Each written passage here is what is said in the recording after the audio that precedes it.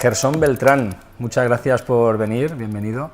Te hemos traído a nuestro sofá rojo porque tienes una serie de historias muy chulas que contar. Para empezar, eres una persona del ambiente del marketing, del emprendimiento aquí en Valencia, sin embargo, tu formación es totalmente diferente. Vienes del mundo de la geografía, eres doctor en geografía.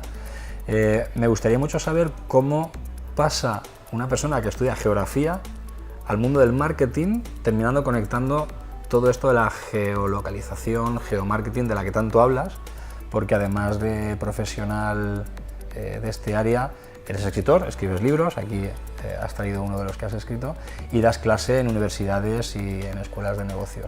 Cuéntame cómo te introduces en el mundo del marketing desde el mundo de la geografía. Bueno, en primer lugar, muchísimas gracias por la invitación, estoy encantado de estar aquí, en el sofá rojo. Y realmente sí, es curioso, ¿no? Porque ya es curioso ser geógrafo, que es una profesión bastante peculiar, pero realmente todo aparece un poco con Internet, ¿no? Cuando aparece todo el mundo de Internet y empiezo a entrar, empieza a haber gente hablando de elementos que me eran comunes de alguna forma, como geolocalización, como mapas online, pero lo hacían desde perspectivas distintas, lo hacían desde la informática, desde el marketing, no desde otra forma que tenía de verlo. Entonces empecé a hacer algunas presentaciones, a postear en mi blog, alguna conferencia que pudiera en la Campus Party, por ejemplo, en 2011, y a partir de ahí vi que a la gente le gustaba mi percepción, que era distinta, ni mejor ni peor, era una cosa distinta. Y eso me hizo también entrar con temas vinculados con el marketing. Al final era, vale, todo esto está muy bien, pero si no promocionas algo, si no lo enseñas, por muy bien que esté, nadie lo va a conocer. Entonces empecé a entrar con el tema del marketing. Al final, si hablas de marketing y hablas de geolocalización y geografía, juntando ambas palabras me salió geomarketing. Geomarketing es una disciplina antigua, no es de ahora, de los años 80 ya se desarrollaba, pero es el análisis, la toma de decisiones a partir de datos de geolocalización o de la importancia que hablo yo del dónde, ¿no? Siempre que hay una variable espacial podemos hablar de geomarketing y las empresas lo utilizan muchas veces eso. Entonces vi ese elemento tradicional pero vinculado con Internet y vi que tenía muchísimo potencial porque al final había muchos datos geolocalizados, muchos datos que se podían gestionar a través de las empresas y un poco entré por ahí, por ese mundo. De hecho, a partir de la implementación de tecnologías tipo GPS, que ya los tenemos en el móvil, que Google de alguna manera sea dueña de todos los mapas, y todo esto que está pasando, las aplicaciones, ¿no? de todo tipo, desde las aplicaciones de correr, las de ligar, las de redes sociales, cualquiera, está todo ya geolocalizado. Esto es un poco la tendencia, ¿no? De que la tecnología facilita que la geolocalización y el marketing conecten. Claro, si ya al principio de la web ya tiene su importancia, en cuanto entró 2005 Google Earth, Google Maps se popularizó, ya todo el mundo conocía los mapas, las imágenes de satélite era algo mucho más común y eso se multiplicó muchísimo más al aparecer el móvil. El móvil al final tiene implícito, lógicamente, la movilidad y un GPS, y eso implica que cualquier cosa, objeto, persona en el espacio representada tiene que ver con la geolocalización, ¿no? Es decir, dónde está esa persona, ese objeto. Entonces a partir de ahí surgen un montón de aplicaciones y todas tienen un componente. Digamos, un poco lo que hago es ver de cualquier cosa que se haga cuál es el componente geográfico del cual se le puede sacar un valor añadido. Estamos acostumbrados a la geolocalización desde el punto de vista, por ejemplo, de la segmentación de campañas, ¿no? Por ejemplo, en Facebook o en otros medios donde podemos generar publicidad, segmentarla por localización espacial, ¿no? Pero esto va mucho más allá, ¿no? Realmente el geomarketing, ¿realmente hasta dónde llega? ¿Cómo podemos definir esto del geomarketing de una forma global? Claro, ahora geomarketing, como he dicho, es el uso de la variable espacial para el análisis de negocio y la toma de decisiones. Pero puede ir mucho más allá porque no solo es tener información geográfica y saber gestionarla, sino que eso nos permite también, ahora evoluciona el término hacia localización inteligente, con empresas como la exitosa Carto, como Esri, otras empresas que lo que hacen es decir, bueno, es que realmente podemos predecir, podemos tomar decisiones en función a tendencias. Tendencias también vinculadas con el tema de datos, de Big Data, etcétera, que son imposibles de gestionar por una persona, tienen que interpretarlas máquinas. Por un ejemplo práctico, no solo saber esas personas o segmentar una campaña, sino que podemos ver qué ha funcionado mejor en cada campaña. Entonces podemos luego introducir otra serie de datos y decir, la gente que ha sido más rentable en esta campaña vive cerca del centro histórico, vive en las afueras, vive en zonas que tienen un nivel medio bajo económico, vive en zonas muy jóvenes, con gente joven, con gente mayor. A partir de ahí podemos obtener información y esa información que obtenemos podemos luego extrapolarla para crear tendencias. Si descubre que ha tenido un éxito en zonas que coinciden, que han sido pues, zonas periurbanas, donde tienen una población joven y con una característica de un nivel medio-bajo, significa que buscando, replicando esas zonas en otras partes del mundo, seguramente voy a poder hacer campañas mucho más eficientes. Entonces va mucho más allá, va a otro nivel. Esto se produce porque el usuario, nosotros, en nuestros móviles, tenemos ya la localización activada, muchas veces incluso sin saberlo y sin darnos cuenta. Y a veces cuando instalamos una aplicación nos dice, ¿quieres compartir tu localización? Y decimos que sí, de forma inmediata, pero esto implica muchos riesgos, ¿no? Porque entiendo que, por ejemplo, el otro día me pasó, cuando empecé a darme cuenta del riesgo que tiene la geolocalización, es cuando conecté mi teléfono móvil, mi smartphone, a este reloj, y el teléfono obviamente por Bluetooth está conectado al coche. Un día arranco el coche, pongo en marcha el coche, el teléfono coge esa información de que acaba de arrancar porque conecta el Bluetooth y me envía un mensaje que me llega al reloj y leo, estás a 5 minutos del destino tal al que vas. Y dije, ostras, ¿cómo sabe el teléfono, en este caso Google, que hoy precisamente voy a ir ahora a este sitio porque efectivamente iba? Esto es un poco, no sé, es un poco inquietante, ¿no? Porque ¿cuánta información tienen de nosotros las empresas que gestionan estos datos de geolocalización? ¿Cuánta? Toda. ¿Cuánta? Toda. Es inquietante, pero al final es lo que se dice, ¿no? Si no quieres que algo se sepa, no lo cuentes. Estamos dando mucha información, no tiene por qué ser mala. En principio, el Google en ese caso a ti te lo dice porque entiende que tú le has ido dando una información porque quieres llegar más rápido y tus lugares comunes no quieres estar buscándolo dónde está. Entonces te facilita ese trabajo, ¿no? Desde el punto de vista de oferta eso es bueno porque te está facilitando hacer cosas o cosas tan sencillas como el tiempo. ¿Qué tiempo hace hoy? Eso va por geolocalización. ¿Qué tiempo? ¿Dónde? Y tú quieres saber el tiempo que hace porque te vas a desplazar. Entonces, en ese sentido, lo malo es que hay otras aplicaciones que a lo mejor no tienen tanto sentido, ¿no? Yo quiero ver, no sé, quiero conectar en el móvil la linterna y me pida geolocalización. ¿Realmente me hace falta geolocalización con la linterna? Pero eso será por algo, ¿no? Será claro, un poco... o ya está recabando datos míos para revenderlos a terceros. Ahí es donde está el peligro. Pero tampoco peligro, el peligro es como consumidores, simplemente porque te conviertes, ya sabes aquello de que si un producto es gratuito, el producto eres tú. Nos convertimos en productos, entonces lo que haces es estás dando una serie de información que puede no ser mala, entonces ahí lo bueno es que ya te permite, por la legislación, que cada aplicación tú puedes definir el nivel de información que le quieres dar. Le quiero dar acceso a cámara de fotos, le quiero dar acceso a mis contactos, a mi agenda telefónica, a la geolocalización. Lo que pasa es que muchas veces no sabemos eso, o no lo sabemos o no le prestamos atención. Pero es una responsabilidad también nuestra de intentar saberlo y decir, bueno, hasta qué punto quiero contar esas cosas o no quiero contarlas. Desde el otro punto de vista, lógicamente, todo eso lo que se genera no es tanto... hay una teoría que se llama teoría de mosaico que lo que dice que no es tan importante que sepan dónde estás a nivel de que un gran hermano que te persigan, etcétera, a menos que hayas hecho algo muy malo, sino sobre todo la tendencia que tienes, sino cómo te mueves, qué tendencias y tendencias vinculadas con hábitos de consumo. Al final le interesa saber si HLQ se mueve en un entorno local, en un entorno global, cómo se está haciendo, qué características tiene, etcétera. Simplemente para hacer lo que tú haces luego a otros clientes, que es publicidad microsegmentada. Lo que pasa es que al final no podemos hacer nada malo porque te pillan sí o sí, ¿no? Por cualquiera de las... Claro, esa es la otra, por eso digo que depende de lo que... No hay que contarlo y luego sí que hay casos por ahí pues, curiosos donde sí que se puede dar la vuelta a geolocalización por lo que dices tú. Por ejemplo, me consta que todas estas herramientas de tú que además eres muy deportista, de correr, etcétera, de poner información en internet, están siendo revendidas a compañías vinculadas con el ámbito de la salud. ¿Por qué? Porque están conociendo tus hábitos como consumidor y tus características sociosanitarias. De cara a 10, 15, 20 años, a ver cómo evolucionas, no es lo mismo un HLQ poniendo información que una persona que no hace nunca ejercicio, que tiene una vida sedentaria, que lógicamente será susceptible de recibir más servicios sanitarios que una persona sana. Todo eso están trabajando en plan Big Data para luego lanzar esas campañas de publicidad. Pero luego dentro de los riesgos que implica también el que ahora todas las aplicaciones tengan acceso a la información de dónde estamos y además en ese momento y que incluso deje rastro, ¿no? Me comentabas el otro día, por ejemplo, lo que le pasó a la empresa, a un tema militar, ¿no? Sí, exacto, sí, salió hace unos meses, casi un año. Hay una aplicación, se llama Strada, pues tipo Runastic, Endomondo, que lo que hacen es que la gente corre y con la pulserita pues te va marcando por dónde corres.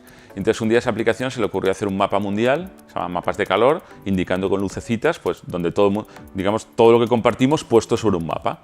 queda chulo porque ves un poco las ciudades, por dónde se mueve la gente, las rutas, ¿no? Las rutas que se generan. Y resulta que alguien se puso a rebuscar, la gente tiene mucho tiempo libre, y encontró unas figuras en la zona de Afganistán, creo que era, que estaban como en medio del desierto. Y además tenían forma de base militar. Resulta que eran bases militares secretas estadounidenses.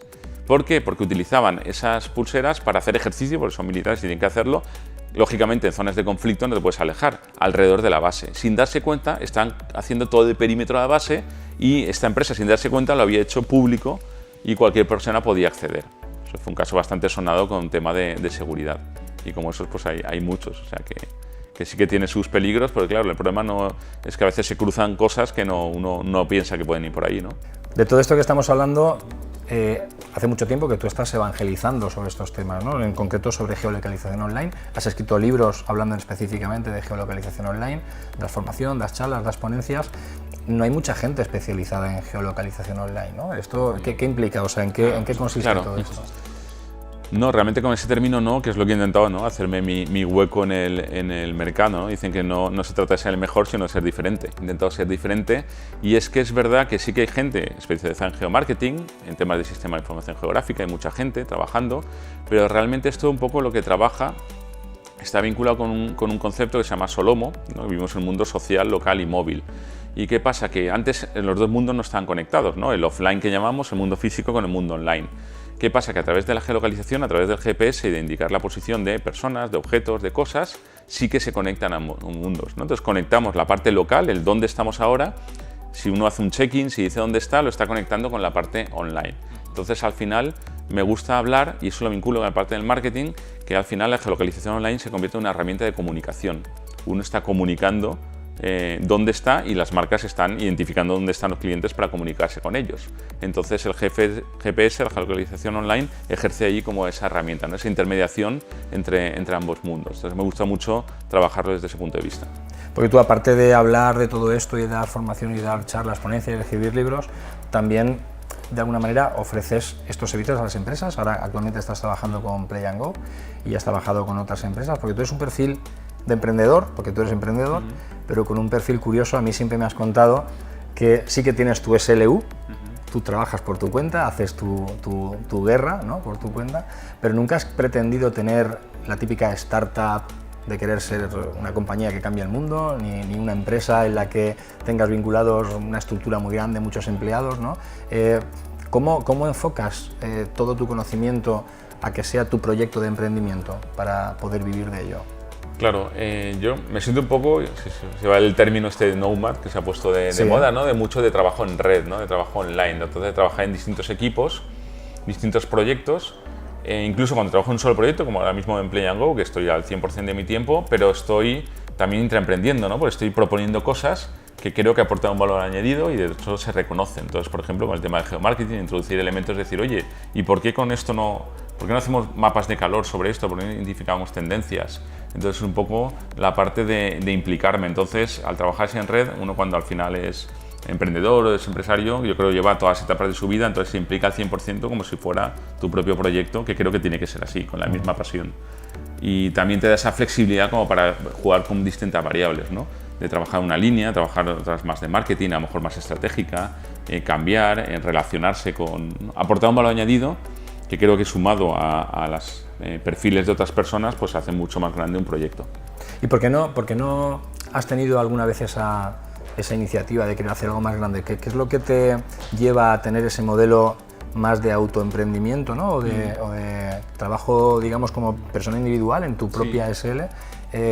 ¿Por qué no has tenido esa iniciativa a lo mejor de querer hacer algo más grande en un área en el que tú estás impulsando algo que muy poca gente está haciendo, ¿no? Sí, lo he tenido y he empezado muchas veces a arrancar proyectos, cosas. Lo que pasa es que, claro, si trabajas en red, al final cada uno tiene otros trabajos, con lo cual es complicado conformar equipos reales que trabajan unas horas al día. De hecho, tenía otra marca que es Marketing Geo, con un socio que está en el sur de Tarragona, en la zona de Castellón por Vinaroz, que hacemos cosas de vez en cuando, colaboramos en cosas, pero cada uno tiene también sus historias. Entonces ahí lo complicado es conformar ese equipo. Para eso tienes que al final generar ingresos, para poder que todo el mundo viva de eso.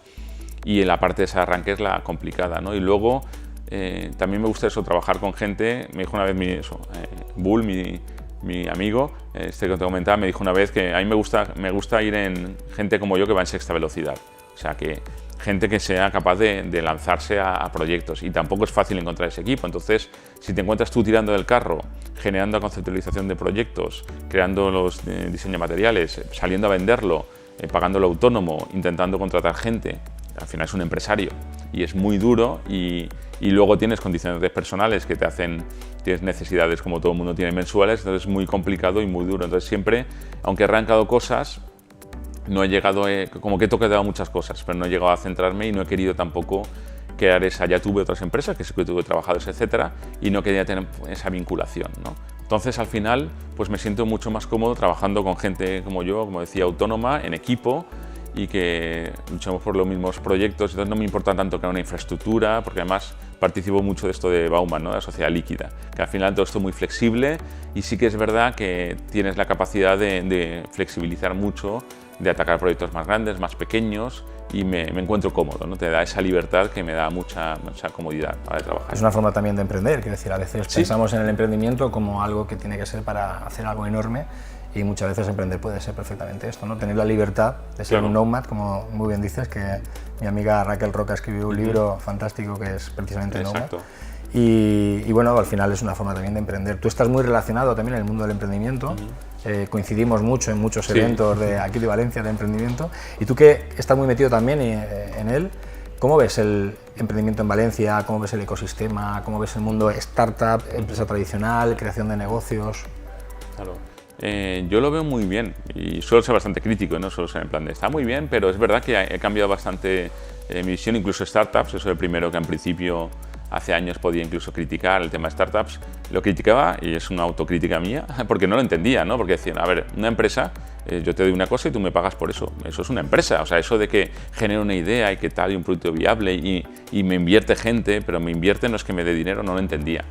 Pero claro, al cabo de 2 años he ido conociéndolo más y realmente lo entiendo, porque al final es un concepto, es una nueva economía, es otra forma distinta que no se puede medir con las mismas herramientas con las que teníamos antes, ¿no? Hay una frase de Andy Stallman que me encanta, es no podemos utilizar los viejos mapas para explorar un nuevo mundo, no podemos pensar con herramientas antiguas para cosas que han cambiado. Entonces lo que veo es que el mundo está cambiando, y que de hecho es un poco la avanzadilla, ¿no? El tema de emprendimiento de startup, porque incluso las empresas ya están empezando a entenderlo, a generar emprendedores o a tener dinámicas. Y yo, que también tengo una pata en el sector de la educación, veo que es muy potente, ¿no? Que esta gente son los líderes del futuro. Toda la gente está emprendiendo porque tienen capacidad de ver otras cosas distintas más allá de la típica estructura mucho más del siglo XIX, ¿no? Mucho más de postindustrial, o industrial muchas veces incluso.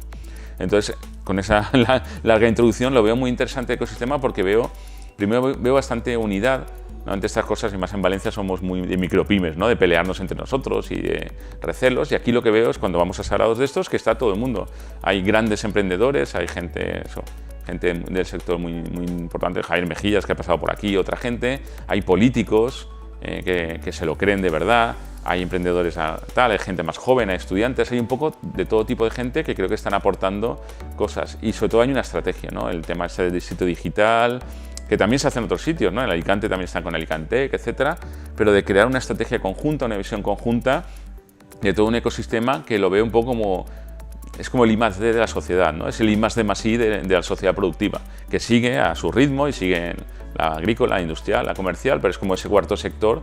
Entonces me parece que es un momento bastante apasionante, ¿no? Donde se están creando economías de escala y de aglomeración como yo no había visto nunca aquí, ¿no? Quizás lo más parecido igual fue a finales de los 70 con las crisis energéticas, que también hubo un problema muy grande con empresas, y solo sobrevivieron las más innovadoras, ¿no? Pues aquí es un poco lo mismo, es un poco la avanzadilla, y creo que se están generando cosas muy interesantes en el ecosistema. ¿Para cuándo tu próximo libro y de qué nos vas a hablar?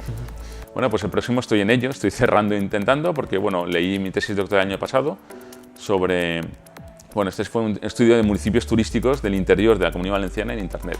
Es decir, si cuando vas a visitar un municipio turístico o a un destino, lo primero que haces es buscar en Internet, y entonces yo lo que me preguntaba es, desde el lado de oferta, ¿qué están ofreciendo los ayuntamientos, las empresas, los restaurantes? ¿Qué es lo que está viendo, tanto a nivel de página web como de medios sociales? ¿Qué es lo que está viendo? Me da miedo la conclusión a la que habrás podido llegar. No, bueno, esto es una metodología muy larga, y la conclusión no es tan difícil de lo que pensamos. Al final el off y el on está muy unido todo. O sea, los sitios más desarrollados turísticamente lo son en el off y en el online. No hay una diferencia, por ejemplo, entre otras cosas, ¿no? Y sí que hay un cierto gap digital, ¿no? De empresas que están saliendo y otras que se han quedado atrás. Pero bueno, eso creo que es bastante obvio, pero bueno, había que demostrarlo científicamente. Entonces, a raíz de eso, he hecho un extracto de ahí para hablar del turismo online, sobre todo de turismo rural online, de la información a la comercialización, será seguramente el título, porque al final lo que creo es una metodología basada en un modelo que se llama EMICA, que va desde la parte de información a comercialización, es decir, cómo se pueden por distintas etapas, desde ofrecer información en Internet hasta llegar a vender o a conseguir reservas. Y todo eso se tiene que hacer pues, una metodología que pueda ser, bueno, aportar para que sea transferible a cualquier empresa que le pueda servir. Entonces, en eso estamos. Pues muy bien, mucha suerte con tu libro, con tu próximo libro, con tu trabajo y con tu proyección en Play & Go y con todo lo que hagas en este mundo tan divertido como es el marketing, en concreto con la parte de geolocalización. Pues nada, y muchas gracias. Muchísimas gracias. Verte aquí muy pronto. Y acuérdate que sin la geografía no estás en ningún sitio. Muy bien.